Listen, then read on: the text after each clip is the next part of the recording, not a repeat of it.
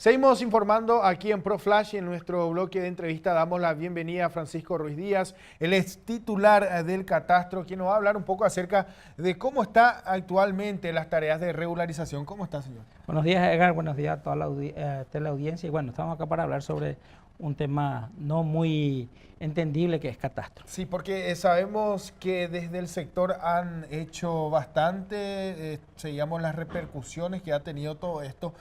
Pero actualmente, ¿cómo están en el tema del catastro? Porque sabemos que también están en un proceso de digitalización de los documentos. Sí, nosotros estamos entrando ahora en la fase digital. Estamos implementando lo que llamamos sistema de expediente electrónico. Hoy día uno puede ingresar su expediente sin tener que moverse de su escritorio y solicitar los servicios en catastro. Y bueno, a pesar de que la reacción del otro lado del mostrador no ha sido la que esperábamos, igual lo estamos llevando adelante con, digamos, con paciencia y además acompañando, porque justamente esta mañana tengo un equipo que fue a entrenar, estábamos mirando quiénes son los escribanos que más están certificando en catastro, por ejemplo, y entonces estamos yendo a visitarles y a tratar de convencerles que usen el sistema de expediente electrónico porque es mucho mejor en términos de plazo, ahorra papel y mejora la productividad por lo menos en un 40%. Ahora, para poder entender la hoja de ruta, ¿cómo funciona este trazado en atención a finalmente poder contar con un documento que sea fidedigno a través de una banca electrónica? Es decir, la tarea, ¿dónde comienza y dónde termina? ¿Cómo operaron para poder lograr esto? Y el sistema de expediente electrónico fue impulsado mediante una cooperación del Banco de Desarrollo de América Latina o la Corporación Andina de Fomento. Funciona esencialmente de la siguiente manera. Actualmente yo estoy en Pedro Juan y esto te cuento un caso concreto, una escribana de Pedro Juan que ya está usando el expediente electrónico. Anteriormente debía desplazarse hasta Asunción para ingresar su expediente, completar todo lo que se requería y posteriormente volver hasta esperar que se le resuelva. Y el expediente tardaba quizás 10 a 15 días y todo estaba en orden, por supuesto, ¿verdad? Sin embargo, ella un día se animó, probó expediente electrónico y le salió, ingresó, me dijo, se trata de la escribana Wilda Gómez, porque si no dicen que inventamos nombres o inventamos personajes, ¿verdad? Pero es la escribana Wilda Gómez de Pedro Juan Caballero. Ingresó a las 7 de la tarde y al día siguiente a las 8 de la mañana ya estaba su certificado en su bandeja de entrada y lo pagó de manera electrónica.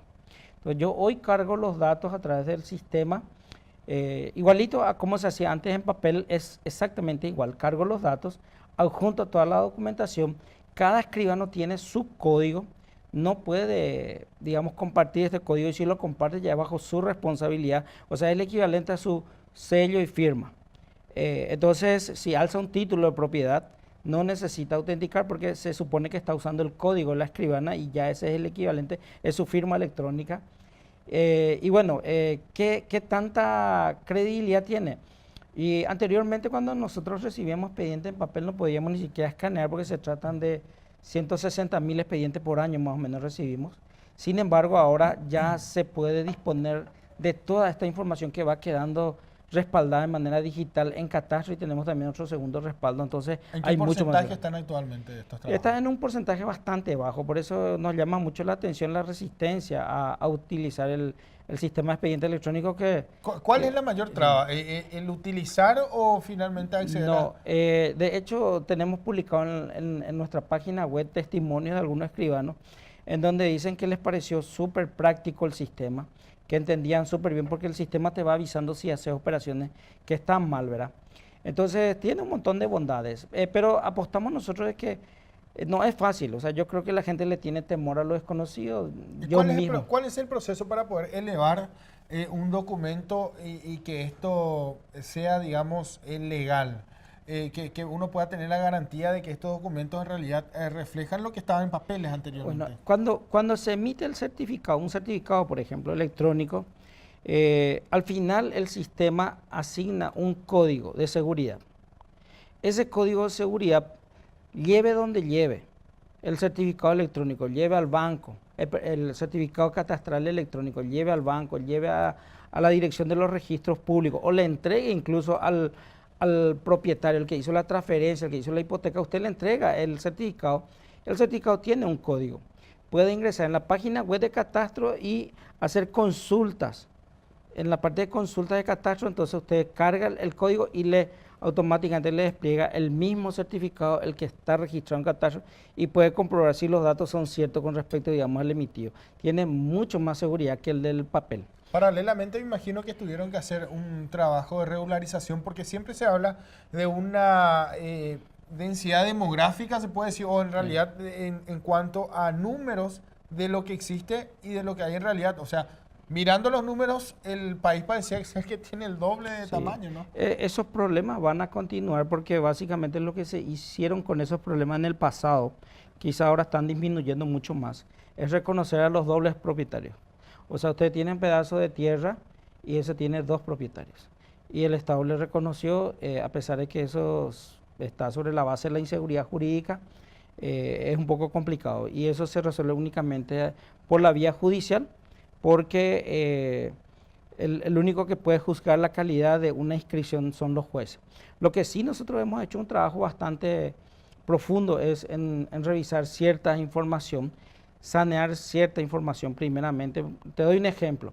Para poder emitir los certificados de avalúo, certificados de avalúo de manera electrónica y que sea incluso online, porque eso sí no tiene que esperar ni un día, eso le llega de manera automática a la bandeja de salida, de entrada, perdón. Entonces tuvimos que empezar a revisar todo el sistema, cada una de las cuentas que están, y detectamos que habían 222.000 cuentas que no tenían asignado un valor oficial, o sea, no tenían asignado cuánto debían pagar el impuesto. Y eso tuvimos que sanear nosotros, tuvimos que adoptar todo un procedimiento para asignarles el valor. Porque si no, el certificado iba a salir con valor cero, lo cual invalida entonces la utilidad. Entonces, ese tipo de trabajo lo hicimos prácticamente en 2 años, ¿verdad? Entonces, hay un camino largo por recorrer. Y esto también es importante. No todos los certificados podrán ser otorgados por la vía del certificado electrónico. De hecho, el sistema ya le avisa a uno. ¿Verdad? Le avisa a uno que si eventualmente detecta algún tipo de inconsistencia entre la información que carga el escribano en el módulo, vamos a decir, y chequea con la información que está en catastro, catastro ya le avisa. Entonces, de esa manera tiene que hacer por la vía del papel. Por eso nosotros vamos a seguir dejando la vía del papel como una alternativa, pero entendemos nosotros que en 2 años más ya 100% tendría que ser electrónico. Usted ha sido reasignado en la nueva administración del Estado, ¿no? Sí, por sí, las sí. nuevas autoridades. Así es. ¿Qué quedó pendiente de lo que fue su gestión? Y había quedado pendiente justamente el lanzamiento del sistema expediente electrónico, porque lo habíamos conducido hasta la puesta en producción del sistema.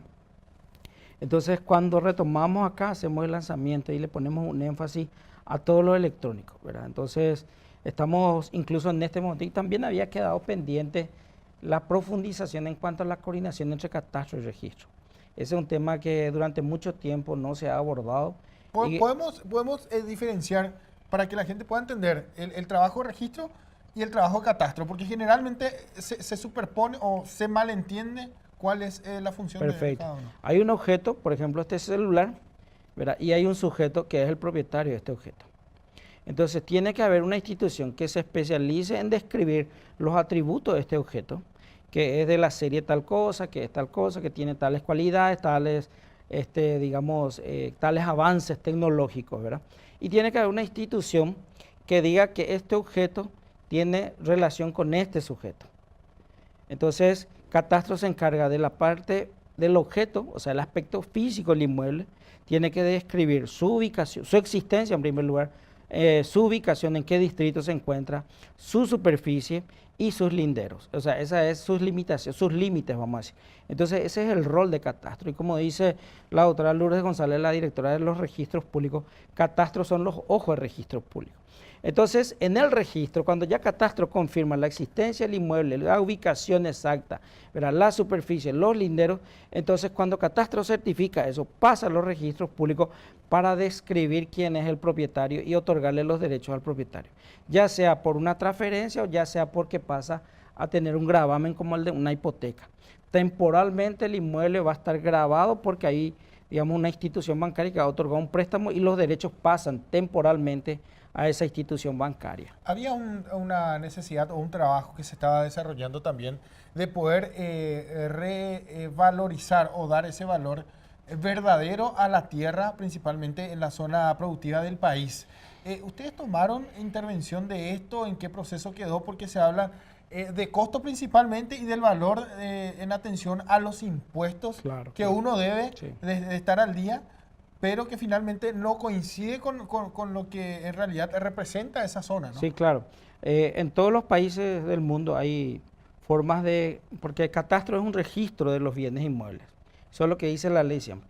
Catastro es una institución que se encarga de registrar los bienes inmuebles con sus correspondientes propietarios y avalúos actualizados, dice la ley, ¿verdad? ¿Por qué es un registro de bienes inmuebles? Esa es una parte de la función de catastro. Hay otra parte que es su fin, su finalidad. ¿Para qué quiere un registro de bienes inmuebles? Como es un catastro fiscal, tiene que asignarle un valor a los bienes inmuebles.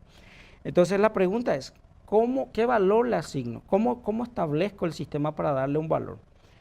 Entonces, lo que se tiene que hacer es básicamente, en algunos países lo que se hace es, se ve la actitud aerológica del suelo, o sea, la calidad del suelo, si tiene infraestructura, un montón de datos adicionales, ¿verdad? Sin embargo, digamos, el paradigma más común o el modelo más común de evalúo es lo que le llaman el valor de mercado. ¿Qué significa esto? Significa intentar tener toda la información posible de las transacciones inmobiliarias y en una base de datos y en base a, digamos, a una metodología hacer el avalúo, calcular un valor de equilibrio para cada una de las zonas, vamos a decir. Y luego está el valor fiscal, que es el valor fiscal, decir, por ejemplo, la base oficial sobre la cual se va a cobrar el impuesto es el 100% de este valor de mercado, o la base oficial es el 20%, o la base oficial es el 40%. ¿Los últimos registros de qué año datan? Los últimos registros datan de 1975 aproximadamente. O sea, que para entender, desde el 75 que ya no se actualizaron estos datos. Se vienen ajustando, no es una actualización, es un ajuste con lo que se llama la variación del IPC. Cada año se toma el valor anterior y se ajusta conforme a la variación del IPC. Y ese es el problema. Según nuestros estudios, según los estudios que hicimos, el valor de la tierra en promedio está creciendo a un ritmo cercano al 26%, 26.1 para ser más exacto. Entonces, cuando aparece la ley 125 y deroga la antigua ley, el decreto ley 51-52 que regía el sistema de avalúo de catastro, la ley dice, no, lo que usted va a hacer a partir de ahora va a tomar los inmuebles con su correspondiente valor vigente hasta el 91 y lo va a ajustar conforme a la variación del IPC cada año. Entonces, hasta ese momento sonaba perfecto porque el promedio de inflación era 28%. Pero ¿qué pasó? El Banco Central se reformó, adopta una política monetaria ortodoxa, o sea, muy restrictiva, la inflación baja a un nivel cercano al 4.5%. Entonces, hoy lo que tenemos, el mercado inmobiliario está creciendo en valores a un ritmo cercano al 26%, pero en el mundo inmobiliario, en el mundo fiscal, los inmuebles se ajustan a un ritmo del 4%. Hay una brecha. Y hay una brecha que hay que empezar a ver cómo ajustamos. Muchísimas gracias por acompañarnos. De hecho, que hay mucho todavía que hablar. Estamos próximos entonces a poder hablar ya de un proceso totalmente digital del catastro y esperemos que eso se dé así, ¿no? Es cuestión de apostar a la tecnología. ¿Esto ha sido financiado por? La Corporación Andina de Fomento. ¿Cuántos fueron destinados? Son $300.000 y estamos entrando en una segunda fase porque tuvo tanto éxito esta primera fase que ahora ellos mismos están ofreciendo la posibilidad de una cooperación para vincular municipios, catastro y registro de manera virtual ya. Y esto sería fantástico. Sí, no, ya uno no tendría que ir hasta los municipios a buscar las resoluciones, sino los municipios podrían alzar de manera directa a través del sistema toda la documentación que los propietarios necesitan. Muchísimas gracias por acompañarnos. Gracias a vos, Edgar. Bien, de esta manera compartíamos esta entrevista bastante interesante con Francisco Ruiz Díaz, titular del Catastro.